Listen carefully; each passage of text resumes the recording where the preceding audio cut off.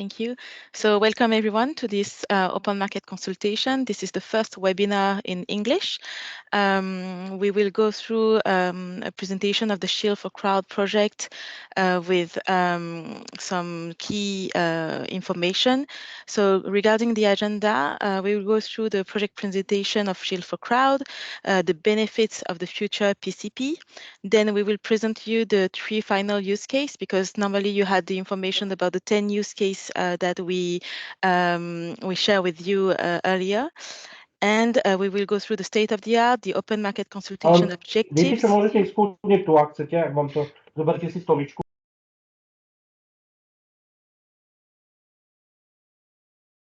Sorry, Celine, you're muted now. Yes, sorry, thank you. Then we will have a discussion and we will reply to all your questions.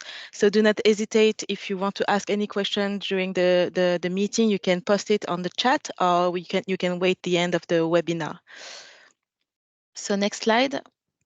So just for your information, SHIELD4CROWD is a project funded by the European Commission under the Horizon Europe Research and Innovation Programme. The goal of SHIELD4CROWD is to set a baseline for pre-commercial procurement that we will call PCP.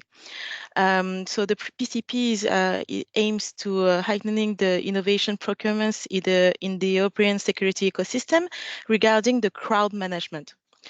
So SHIELD4CROWD connects actually the security practitioners across Europe, and we identify the common vulnerabilities posing risk to the protection of public spaces. And with SHIELD4CROWD project, we prioritize the different challenge and the threats, identifying the technology gaps and assessing the market ecosystem. The main challenge and the threat will be chosen actually to launch the future pre-commercial procurement. So today we will present to you the 3 final use case, and then for the PCP is going to be 1 final use case with the technology associated. Today, the SHIELD4CROWD project gathered 10 members. So in France, we have SNCF, Muxley, Safe Cluster, the French Ministry of Interior. In Spain, we have the French Ministry of Interior of Spain. In the Netherlands, we have Corvers. In Poland, we have the Polish platform, PPHS. In Slovakia, we have ISEMI Institute and the Slovakian Ministry of Interior. And in Italy, we have Diginov. The 10 members have been joined by a large group of user observatory group members, such as the RATP in Paris, UIC, the firefighters, Metro of Lisbon, security forces from Poland and Switzerland. And with this consortium, we were able actually to gather our forces and gather our expertise to define all the use case that were studied during the SHIELD4CROWD CSA. For the next slide, this is just an introduction actually to the work plan that we used. So we have, of course, some coordination, project management, dissemination activities. We focus a lot on the UOG, the user observatory group, in order to attract a lot of security practitioners, LEAs, PTOs, public transport operators, and having actually some public procurers. And of course, we have other activities such as the training of shared innovation procurement. The main activity here you can see in the middle is actually the identifying the main threats regarding the crowd management. We create some use case, some scenarios, and at the end, as I said, we will have 1 final security use case that will be validated among the project members, the UOG members, and also we will be challenged by you, the technology vendors, to choose the best use case for the PCP. Regarding the project planning, this is just another overview of all our activities. So just for your information, the project started last year in August and it will end in July this year. The main milestone were achieved with the workshop of the security processes, the definition of the 10 use case that were shared to the market, the 3 common use case convergence, and after the open market consultation that will happen in mid of May, we will have the final workshop to choose the final use case. So SHIELD4CROWD is at the CSA stage, so it's the Coordinated and Support Action project. So you can see here that we are in the beginning of the innovation procurement, and we are preparing the future pre-commercial procurement project. So for those who are not familiar with the PCP, so there's 3 different phases in the PCP. The phase 1 is dedicated to the solution design with a certain amount of contractors. Then on the phase 2, we will select less contractors, and it will be dedicated to prototype development. And then the phase 3 is dedicated to testing the solution in an operational environment. And you will see at the end there's the PPI, which is another project to procure actually the innovative solution and to deploy them in the larger spectrum. And here you can see that we put the technology readiness level under each of the project, the CSA, the PCP, and the PPI. So now we are in stage with the TL1, 2, and the goal is to go to the PCP with solution between 3 and 5 and 3 and 6 in order to have the development and to finance this research and development. So what are the PCP benefits? First, for the contracting authorities, for the public procurers, of course, and also the consortium members, we are improving actually the quality and efficiency of the public services. We are helping to achieve the desired degree of interoperability from the beginning, and we reduce the risk of vendor lock-in. We allow obtaining better quality products at lower prices. We reduce, of course, the risk of failure because we are financing also different contractors and different solutions to be developed. And normally with how work defining the requirements and then the technology vendors developing according to how needs, we will reduce this risk of failure. We have some license-free usage for the procurers and the right of the public buyers to request license to third-party suppliers. For the suppliers, so of course, for you, the project, the PCP, accelerates the process of bringing the scientific results to the market, because during the PCP, it's around 3 years of project. You will be able to develop the solution, test it in the operational environment, and then have all the feedbacks from the different consortium member and UAG members. Then we facilitate also the access of new innovative players to the public procurement market, and we stimulate the company growth and attracts the private investment along the way. For the society, of course, it's the better use of the taxpayer money to buy innovative products that will improve the quality and the efficiency of protection of public spaces. We help to tackle the environmental and social and societal challenges through new and innovative practices. And of course, we create some high added value jobs in Europe. So from the public procurer side, from the technology vendor side, the UAG member side. So here are the benefits of the PCP. I will give the floor to André from SNCF as well. He will present the 3 use cases that were prioritized among the consortium and the UAG members. André? Perfect. Thank you, Celine. So, in fact, we'll go through the 3 use cases that were defined with the project members and the UAG members. So, the first use case is related to the coordinated bomb attack and a Siberian attack. So we are here at an event, at a major sport event that is drawing 80,000 people. And it's an event that is supposed to begin at 7 p.m. And the supporters are welcome since 4 p.m. So during the lunch hours of the same day, there are terrorists that planted some suitcases, so some bombs, at 2 places. The first place is a central station, and the second place is the station that is the closest to the stadium. So there are some people that are accumulating near the stadium because almost 3 p.m. So almost 4 p.m. For the welcoming of the supporters in the stadium. So people are gradually coming to the stadium, and someone noticed a suspicious suitcase that is really similar in appearance to an explosive engine, because there are some electronic devices on it. There are some noises that are coming from it. So the security staff is informed, and there is a panic that is ongoing. And the evacuation of this first station is declared, but it's quite difficult to handle it, because there are some people running in different ways and different injuries that are coming. So emergency medical services are called and are arriving on place.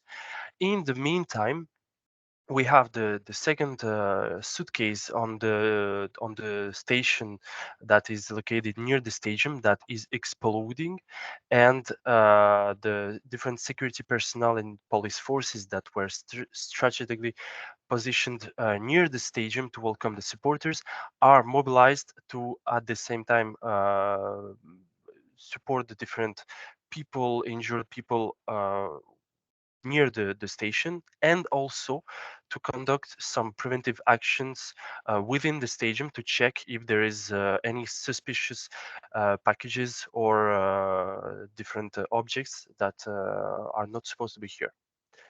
Then, after the explosion is occurring, we have the different supporters that are already at the entrance, that they hear the explosion, and it creates a sense of panic among them, and at the same time, while the access within the stadium is still not permitted, we have a drone which is located just in front of the stadium, and uh, is ejecting some liquid droplets over the crowd, and among all this tension, the supporters of both teams are blaming each other for the situation, which is resulting in clashes between them. And some reports emerging from the supporters are telling us that there is a chemical attack related to this drone droplets, because there is some respiratory distress and skin irritations that are noticed within the ongoing supporters. After this chemical attack, the drone leaves the scene and leaves the stadium area. After this, all this situation, after 10 minutes, we have the reinforcement and efforts that are focused on establishing a perimeter around the station where the explosion occurred. And at the same time, we have the emergency medical services that are arriving and mobilized to assist the different injured people. Yes? It's maybe a mic that was opened. So at the same time, we have the emergency medical services that are mobilized to assist the injured at the same time from the explosion in the station, and also from the liquid droplets dropped by the drone. Uh, Moreover, we have the police forces that are trying to maintain order among the different clashes that are occurring between the two team supporters, but there is an efficient manpower due to all the situation that is occurring, the perimeter that has to be set up, the injured that has to be taken care of, and also the clashes that are ongoing in front of the stadium. We have also the bomb squad the bomb squad team that is arriving in order to make sure that in surrounding and within the stadium there is no danger. So we have, upon a confirmation of chemical threat related to the droplets dropped by the drone, we have a decontamination protocols that are implemented at the entrance of the stadium, and to filter the different people that were contaminated to take care of. We have also the investigations that were ongoing on the drone, and to locate the pilot, which was piloting the drone. And during this moment, we also have the special anti-riot units that came to calm the crowd within the entrance of the stadium, because the situation escalates. And we also have at the transportation hub authorities that are working to continue to provide assistance to the injured one.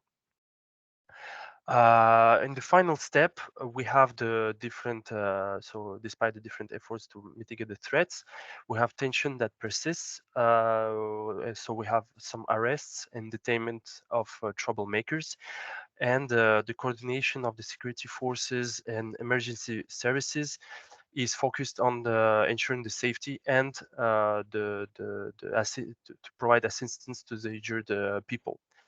Due to the explosion and bomb alerts on the other station, we have the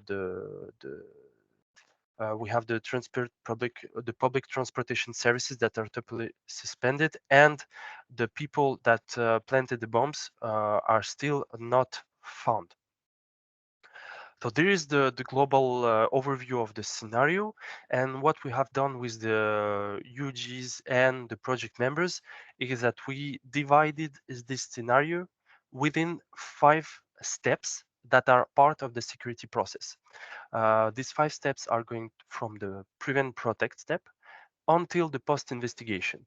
And here we detected the different needs that are related to each of the step, and also we associated some example of technologies that were issued from the catalog of solutions that we were able to set up due to the request for information step that we had previously in the project. After this work of needs identification and putting some example of technologies, we've made also a prioritization voting session to make a focus, because as we can see, the scenario is quite large, so we cannot cover within a PCP all the aspects of the scenario, so we have to focus on specific steps, and that what we have done through the prioritization vote sessions. And the 3 steps in order of priority, so were prioritized, are the 3 following steps. So the first one is the detect alert step, where we are focusing on the need of real-time event mapping to know where the different teams, for example, are, the police forces, the medical services, etc. Where also the need to detect the threat as rapidly as possible. We have the second step that was prioritized is the assess follow step, with the need of creation of an operational command center, a clear communication between the different security forces, the communication with the crowd, and the monitoring of the crowd movements. And the potential solution would be a hyperregion tool that will enable different stakeholders to easily connect and communicate with each other without sharing some sensitive RGPD data, etc. And the final third step for this use case that was prioritized is the step resolve, with the communication with the security services, the crowd, and the social media. We have also the handling and the evacuation of people in complete safety. And finally, the neutralization of the threat as rapidly as possible.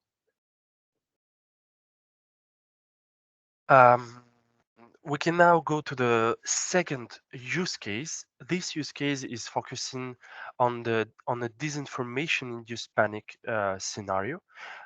So here we can imagine that we have a concert event which is beginning at 5 p.m. And here the logic is the same, so that we are welcoming the concert goers from 2 p.m.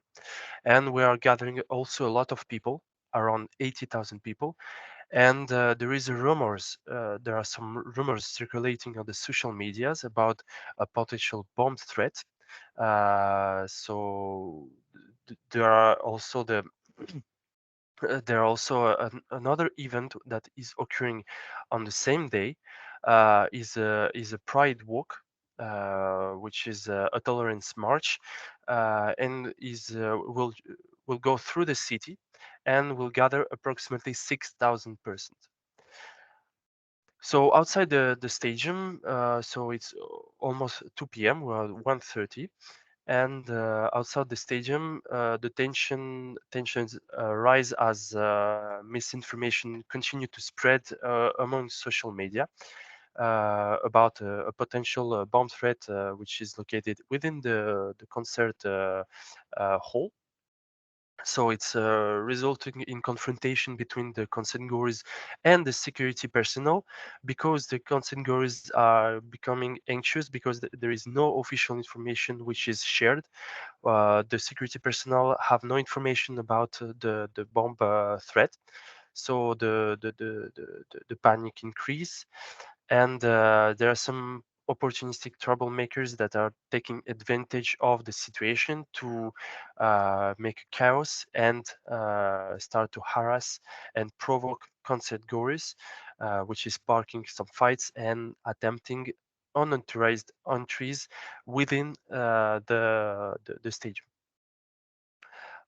So meanwhile, we have also the counter protesters related to the march, which are blocking the street to the tolerance march, and there is also an escalation of the situation, which is ongoing on this march, since we have a clash between these two groups, the protesters and the counter protesters. As the tension escalates, there is a detonation that is occurring, but there is not. This is not a bomb. There is a detonation that is not dangerous for the people, but is triggering panic among the concerned and also the entities of the march. People start to spreading misinformation about some gunfires sounds, and there is a spread of panic and around within the crowd, which is starting to run different directions, and there is chaos scenes that are occurring, and some people are trampled, some people are injured, and as they try to flee. So the escalation of the violence is continuing, because the counter protesters are now throwing some rocks and Molotov cocktails to within the crowd. On the next step, we have the different security and police forces that are working together to restore the calm and ensure the safety at the same time on the concert goers, and also on the perimeters around the concert hall within the march. We have also the anti-riots unit that are coming to the to establish the safety within the protest, and the specialized unit, the bomb squads, to make a complete scan of the stadium in order to make sure that there is no explosive devices within it.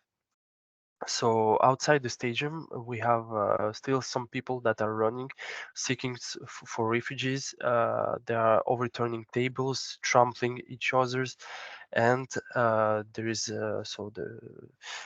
among these we have the security forces that are focused on restoring the calm, but it's quite difficult for them because they are overwhelmed. On the next step, we have we have finally the special anti-riot units that are arriving to make the situation returning to normal as quickly as possible. Firstly, we have the tension that even escalates because of their arrival, but they manage to rapidly make the situation as safe as possible and to secure the people. We have also the authorities that are confirming that the communication around a potential explosive device that is located in the concert hall that were unfounded. So they are now spreading official information about the fact that there is no explosive device in the concert hall and it is totally safe. And they are dispelling the rumors throughout the venue. We have, yes, the accurate information that is spread. After all these events, we have the uneventful continuation of the concert, even if the concert starts a bit late, but it's uneventful, and the relief gain the crowd, and all the following event of the concert is going as predicted previously, and without danger for the crowd.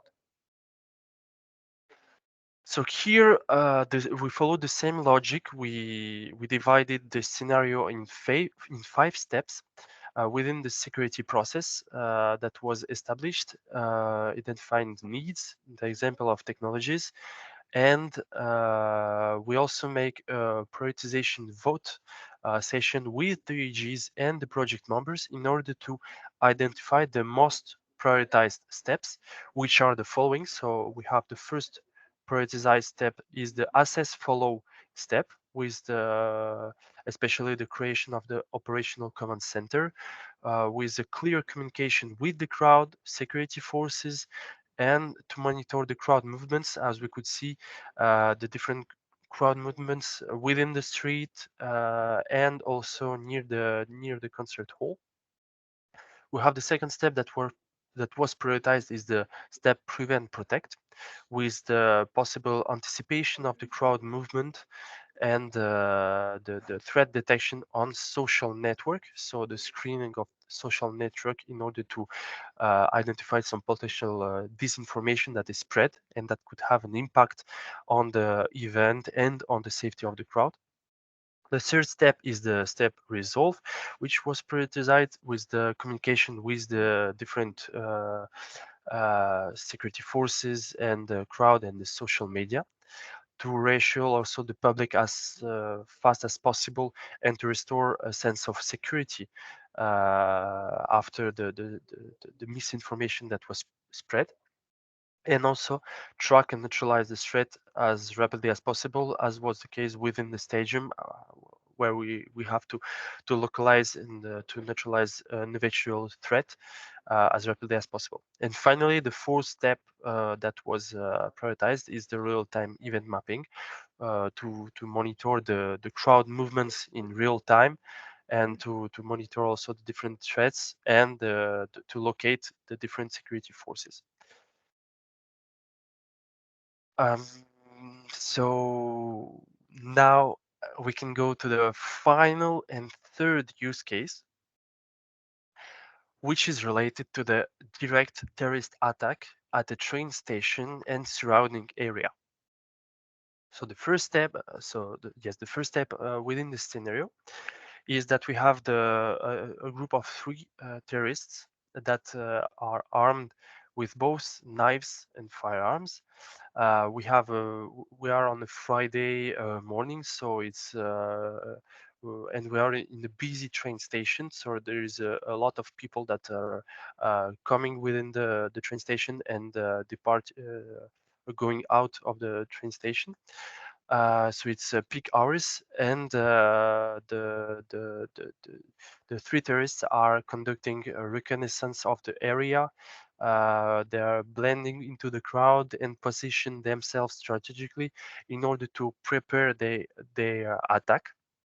So even there are a lot of cameras and surveillance devices within the train station.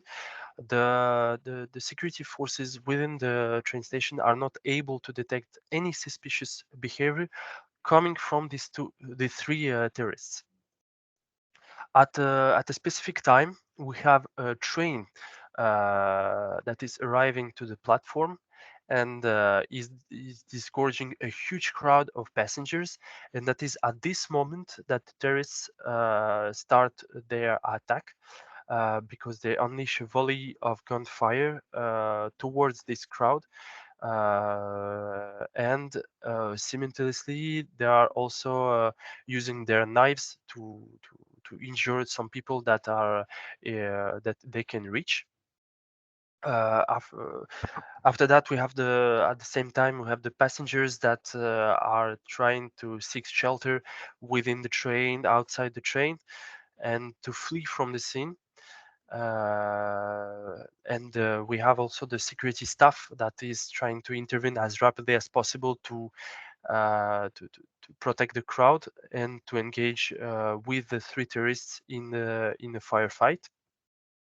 We have immediately the emergency protocols that are activated, the authorities that are sealing off the access to the train station, and there are some coordination work between the police forces, the specialized anti-terrorist units, and the security forces that are made in order to neutralize the threat as rapidly as possible.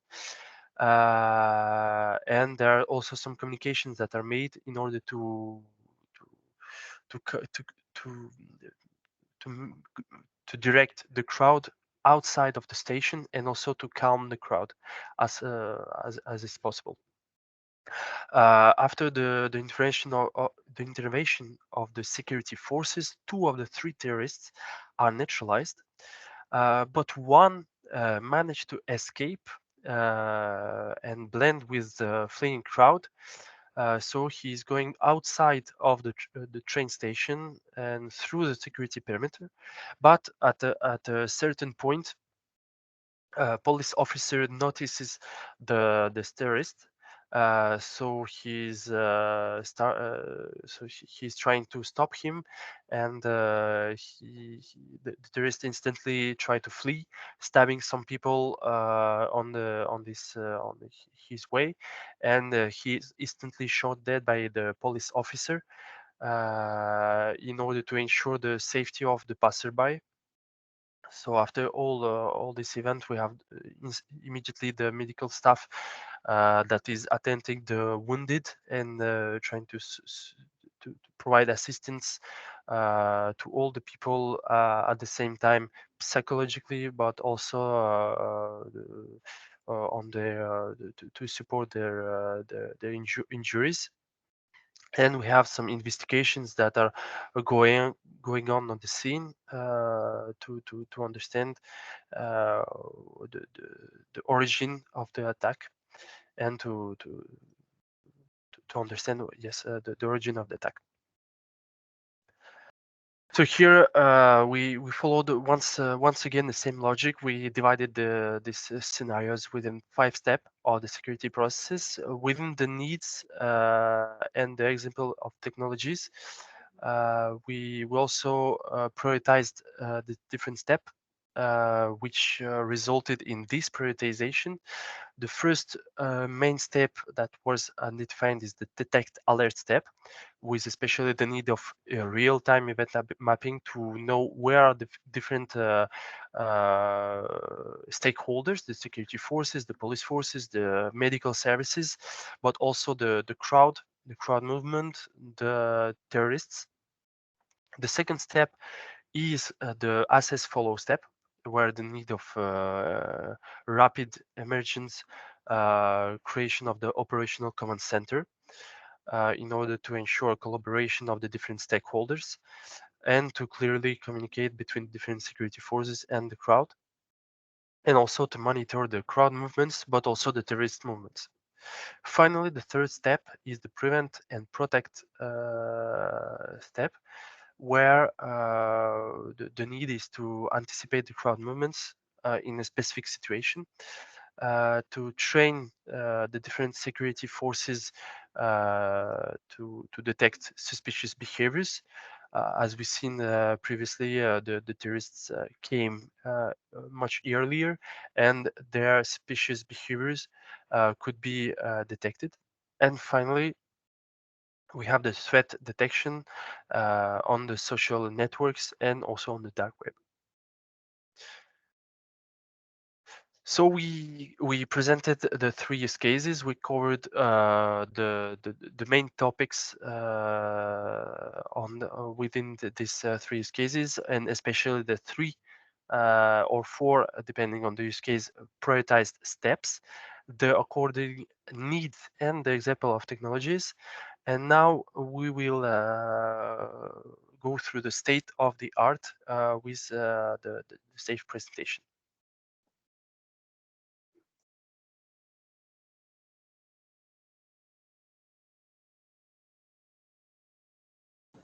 So I don't know, Yusuf. Hello, hi everybody. I'm Philippe Leclerc. I am in charge of safety and security at Safe Cluster. Safe is a competitiveness cluster based in the south of France, and we had the mission to develop the state of the art of this PCP.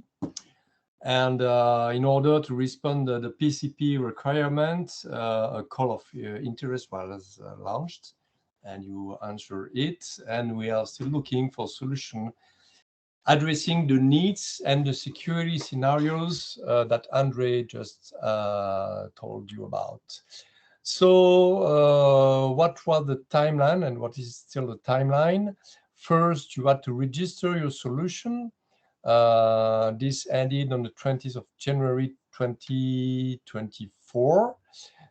So it allowed us to make a catalog of solution. Next step will be for you to pitch your solution. It will start soon before having to be selected through a public commercial procurement PCP next year in 2025.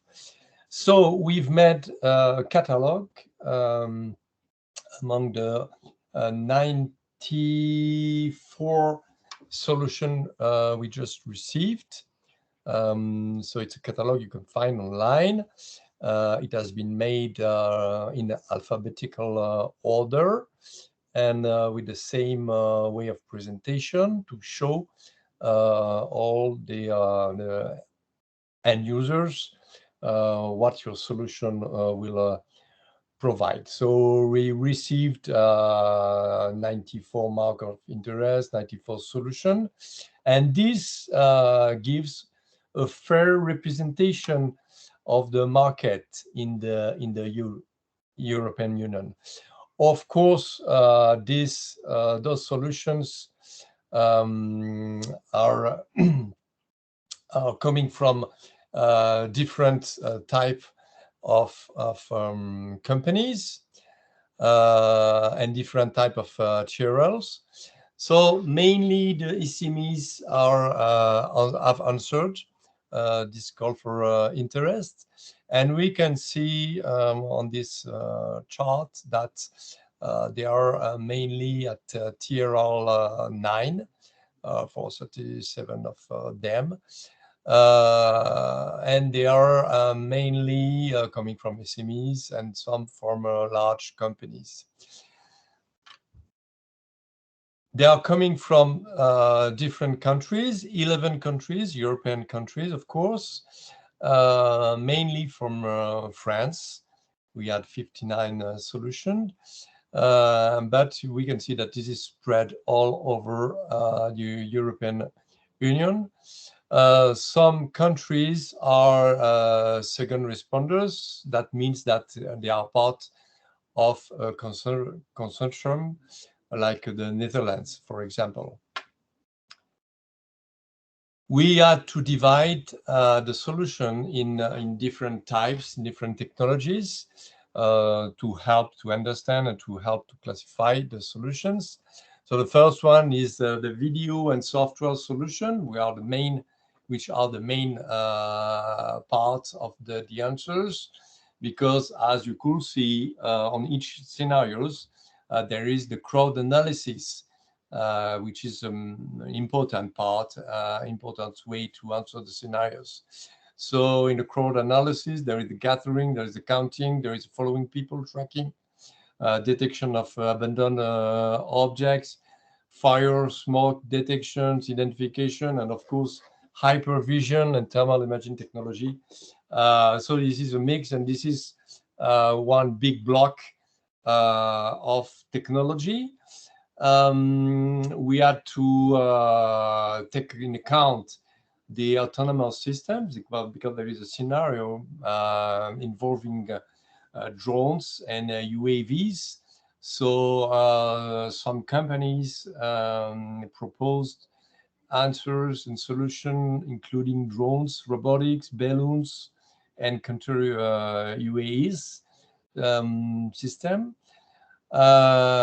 We divided also in a physical security because some companies proposed the physical barriers, body scans to check the public, the visitors and spectators during a public events, the biometric solutions, some specific protection like umbrellas or protective suits, metal detectors.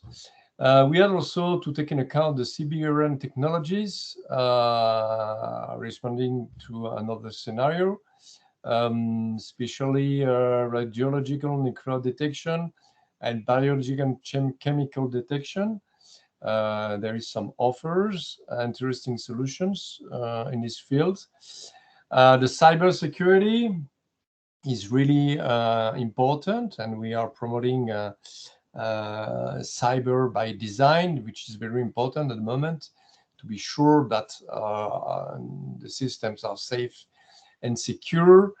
And there is a last part, a kind of mix of different solution, device tracking, weapon detection tracking, some very interesting systems, platforms and vehicle communication, sharing, alert system. So this is how we segmented those solutions, because we had to do this to clarify a little bit the way to analyze the solution at the end. And during the analysis, we could see that as I presented you, there is some TRLs, different TRLs, but for the PCPs, as the first step for innovation procurement, we focus more on TRL from 4 to 6, and the PCP will help to develop the solution in order to pull it to 7, 8, 9 TRLs. So we're gonna focus on that, those 3 TRLs before launching the PCPs. So to resume what we expect from the tech providers is a solution that addresses one of the needs for enhancing public space protection and crowd management, a solution with low TRL that needs further development, low TRL but not too low, between 4 and 6, and of course a solution provided by a European-based technology provider. So you will be called, invited to pitch and present your solution at the different session scheduled between 15 to 17 April of 2024, and you can book your spot either by the link, either by scanning the QR code. Of course, you can find those information on our website. Thank you for your attention. Perfect. Thank you, Philippe, for the presentation of the state of the art. Now we can go to the OMCO objectives with Corvus, and Beatrice, I can let you the word on this. Well, thank you very much, Andres. Welcome, everybody. Thank you for attending this OMC event.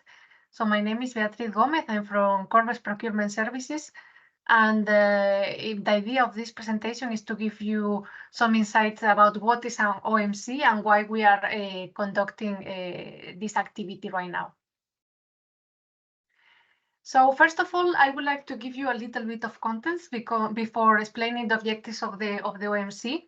So SNCF already explained what is a PCP, a pre-commercial procurement. Basically, with a pre-commercial procurement, we aim to buy innovation. However, this is a peculiar situation because the public buyers go to the market and they realize that there is no solution available in the market that can satisfy their needs.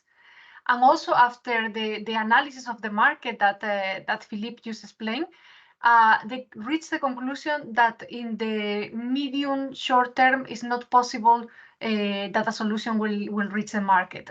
Therefore, they want to buy research and development services, which is our idea for the future PCP. And in order to prepare this PCP, we conduct a series of preparatory activities. And one of these preparatory activities is the OMC. So if you recall at the beginning of the presentation, SNCF introduced some use cases. So this will be the first step, the needs identification. Then in a second step, we conducted an analysis of the market that was presented by SAFE in order to see which technologies are already available and the level of maturity of these technologies to give us an idea about the suitability of using the PCP approach. And then the third step, when we have all of this information about our needs, about the market, then we would like to conduct an open market consultation. So basically, talk to you, to the suppliers that are in this market, in order to receive feedback about our needs and about our findings in the market analysis. So you can see here that we have different objectives. The first one, as I say, is validate the findings of the market analysis and state-of-the-art analysis. So basically, our research of the market is correct or is not correct, or in your opinion, we are missing something. And of course, also start thinking and analyzing if our idea for the future PCP is feasible or not. No, and we are talking here about technical specifications, financial provisions, budget, timeline, etc. So all these aspects that we still need to fine-tune for the future PCP will be also fine-tuned on the basis of your feedback and the analysis of the market. On the other hand, if we go, sorry, to the previous slide, on the other hand, we also want to raise awareness, no, to let you know, to let the industry know that the public buyers have this need, and they have in their mind to conduct a future PCP. So you can also be well prepared in the future when the PCP is launched in case you want to submit a tender. And of course, as I say, collect insights, because your feedback is essential in order to let us know what are the basic and crucial specifications that we should include in the PCP, and what is your availability or your capabilities to satisfy this challenge. What is or how we conduct an OMC? Well, as a general rule, and as it happened in this case, we publish a prior information notice in the Tender Electronic Dailies. So it's a platform from the European Commission informing the market that we are going to launch our OMC. And this prior information notice was published already in late December 2023, with the idea of informing you about this process and encouraging you to participate, of course. Then we also prepare an open market consultation document. This open market consultation document is already available in the website of SHIELD4CROWD. So if you go to the website, there is a section called Public Buyers and OMC. If you click there, you can find the link to access to this open market consultation document. What you can find there in this document, well, you will find, of course, a description of the project, what are we doing and what do we aim to achieve. Also, a description of the use cases that Andre presented, so the needs, the specific use cases that result from this need. But then you will also find this timeline with the specific details of the different activities, the description of the public buyers, and also a request for information questionnaire. This is very important. You have a QR here in case you want to scan it. Otherwise, I will also copy the link on the chat after my presentation. But in this questionnaire, which is very short, then you can provide feedback about the different aspects, the different use cases, the budget, the timeline for the different 3 phases of the PCP, etc. So we will really appreciate if you have some time to fill in the questionnaire, because it will be extremely useful for us, and it will give you also the opportunity to kind of contribute or shape the future PCP in a way that is also feasible for you.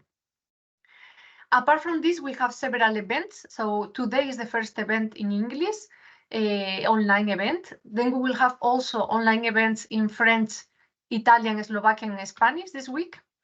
And we will have the main OMC event in Warsaw, in Poland in May. And this will be hybrid. So you can join online if you wish, or you can also join in person. What will be interesting about this event? Well, it will have a matchmaking session. So that will give also the opportunity for you, if you wish to participate in the future PCP, to start looking for partners to build a consortium. But it will also have several workshops about the 3 use cases. So regardless if you join online or in person, it will be great if you participate in the workshops, because we are going to discuss in detail the functional specifications and the technical aspect of each of the 3 challenges that we defined. After that, after the OMC is concluded, we will gather all the results of the sessions and also of the questionnaire, and we will publish an OMC report. So a report giving account of the activities and results of the OMC and informing the market of our findings. So that may be also interesting for you to have a look at it. And I think that was all from my side. Yeah, again, encouraging you, if you can, to fill in this questionnaire, because the information is extremely valuable for us. And of course, any question you may have about the technical or legal aspect, we remain at your disposal. Thank you very much. Thank you, Beatrice, for presenting this OMC objectives aspect. Now that the presentation is finished, do you have any questions or remarks on any of the aspects of the presentation? If you have so, don't hesitate to ask them. There is a question in the chat whether the e-pitching session will be online or on site. So there will be online on the 15, 16, and 17, and there will be a slot for each of the technology providers. So during those sessions will be only the SHIELD4CROWD consortium and UOG members and the one contractor. But you will receive more information about it soon.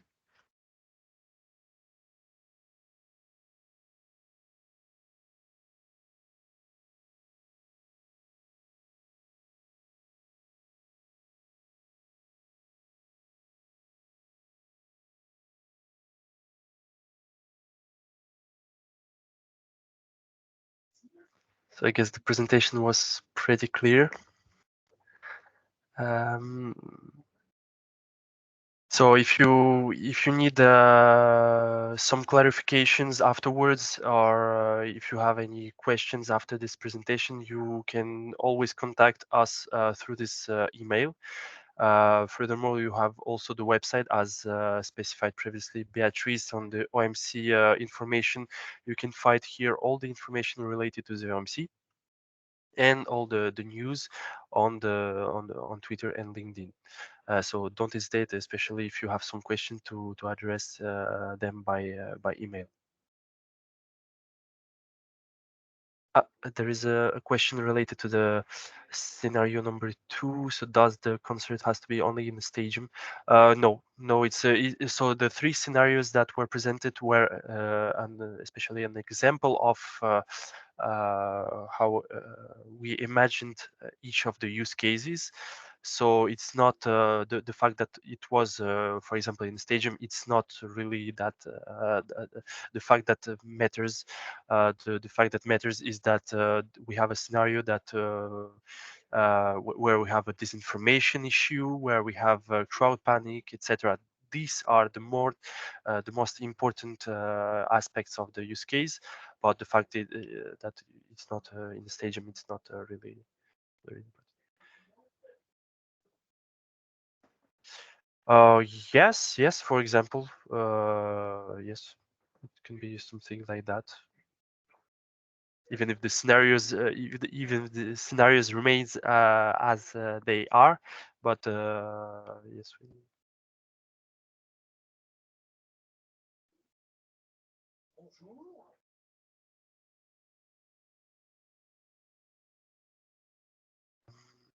Just maybe a clarification also on the three scenarios.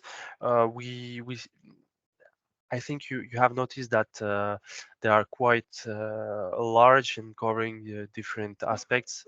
As for example, for this use case number 1, we have at the same time a coordinated bomb attack within the transportation network, and at the same time a drone which is spreading some droplets with a chemical agent, and that is why we led work on prioritization of the different steps. So when you will prepare your answer or your pitch, don't forget to look at the prioritized steps to prepare the best of your response. Okay, well, if there is no more question for the moment, we can stop the meeting here. And if you have some question afterwards, don't hesitate to send us an email. Thank you very much for your participation, for your time. And there is another question. Sorry. Yeah. No.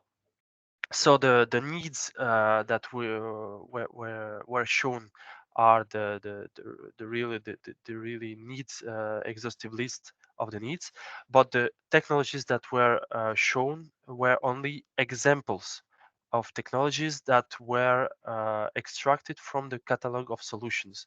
So there's absolutely not only the possibilities that can be used to answer the needs.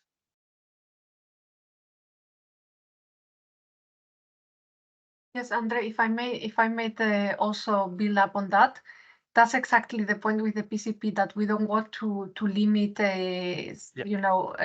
certain solutions, but we would like to encourage the market also to come up with new solutions or innovative solutions in order to tackle the needs. So as Andre said, there are examples. These are examples, but of course, you are more than welcome to come up with any other proposals or suggestions. Absolutely.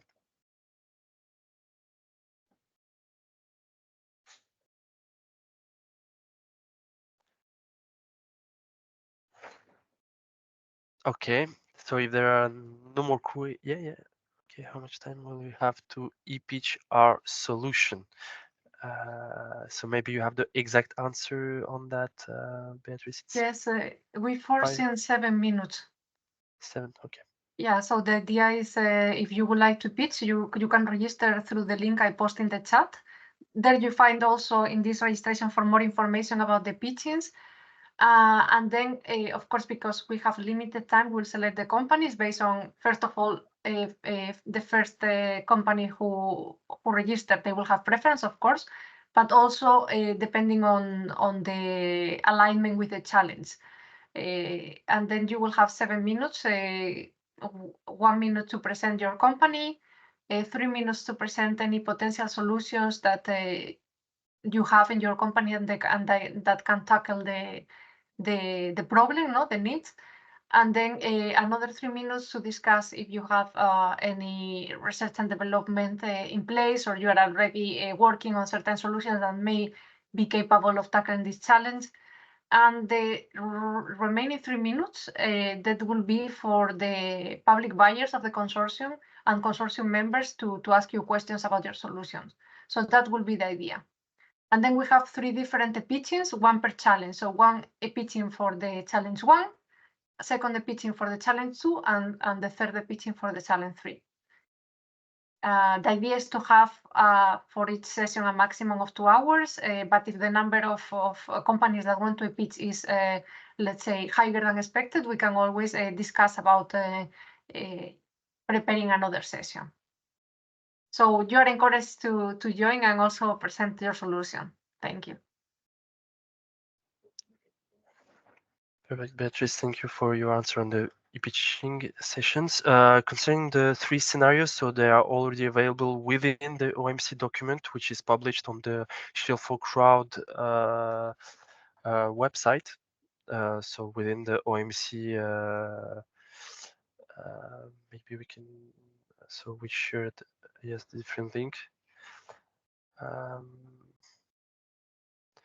So yes, on the OMC aspect, you have the documents that are published, and within the document, you can find the 3 use cases described as it was previously, with the steps and the prioritized steps.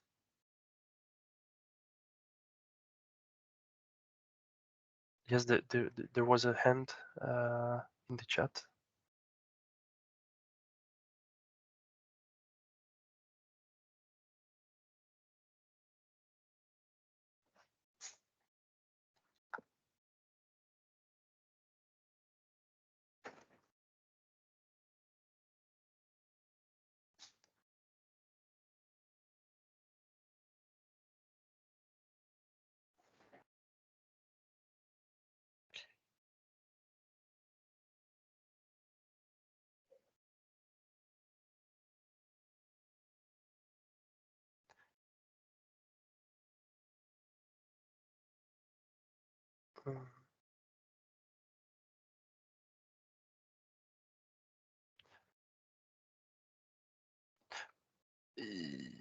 Beatrice, do you think it's possible to share the link of the of where the documents can be found at the SHIELD4CROWD project, just Definitely.